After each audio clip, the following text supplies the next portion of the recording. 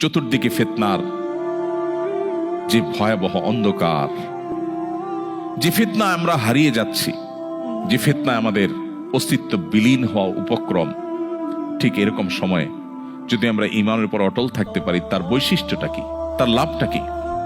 সুবহানাল্লাহ।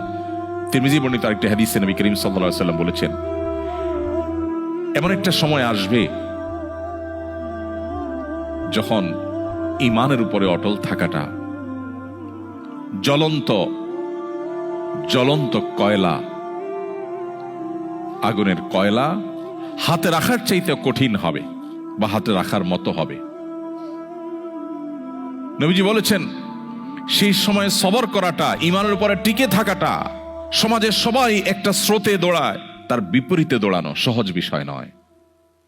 কিন্তু এই কাজটা যারা করতে পারবে, নবীজি বলেছেন তাদের কাজটা কষ্টসাধ্য এতটাই যে জ্বলন্ত আগুনের কয়লা হাতে রাখার চাইতেও বা রাখার মতো কষ্টের, কিন্তু এর বিনিময়টা আবার সেরকম ঈর্ষণীয়।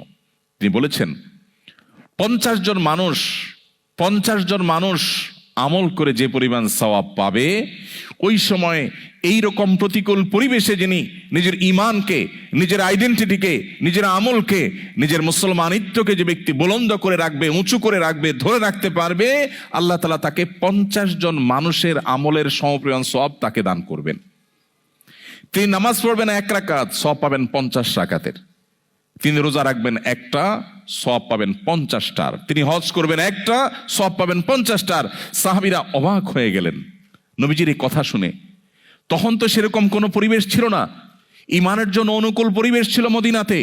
নবী করিম সাল্লাল্লাহু আলাইহি ওয়াসাল্লামের এই কথা শুনে তারা জিজ্ঞাসা করলেন, হে আল্লাহর রাসূল, আপনি যে বলছেন তখনকার মানুষেরা প্রতিকূল পরিবেশে ঈমানের উপরে টিকে থাকতে পারলে একজনে 50 জনের সওয়াব পাবে, সেই 50 জন কি আমাদের 50 জন নাকি তাদের সময়ের 50 জন? নবীজি তখন বলেছেন, আরে না, তাদের সময়ের না, তোমাদের মতো 50 জনের সওয়াব তারা পাবে। আল্লাহু আকবার। সাহাবায়ে কেরামের যে মর্যাদা, সেটা নতুন করে বলার অপেক্ষা রাখে না। কিন্তু প্রতিকূল পরিবেশে নিজের ঈমানকে, মুসলিম আইডেন্টিটিকে যদি কেউ উঁচু করে সেটাকে নিরাপদ রাখতে পারে, তার আঁচলকে বাঁচাবার জন্য সে যদি সংগ্রাম করে টিকে থাকতে পারে, জ্বলন্ত কয়লা হাতে রাখার মতো এই কঠিন কাজটি যদি সে করতে পারে, নবীজি সাল্লাল্লাহু আলাইহি সাল্লামের হাদিসের এই ভবিষ্যৎবাণীর আলোকে এই সুসংবাদ সে পাবে।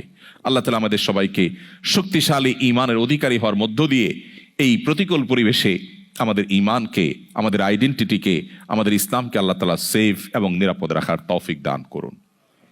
সময়ত ভাইরা, এই জন্য আমাদেরকে ঈমান নবায়ন করতে হবে। এই যে আমরা আজকে এখানে এসেছি, এটা আমাদের পার্ট অফ ঈমান নবায়ন, এটা আমাদের ঈমান রিনিউ করার একটা পার্ট। আমরা ঈমান নিয়ে আলোচনা করছি। সাহাবায়ে কেরাম রিদওয়ানুল্লাহি আজমাইন তারা বলতেন, ইজলিস বিনা নুমিনু সাআতান, আসো একটু বসো, একটু ঈমান নিয়ে কথা বলি।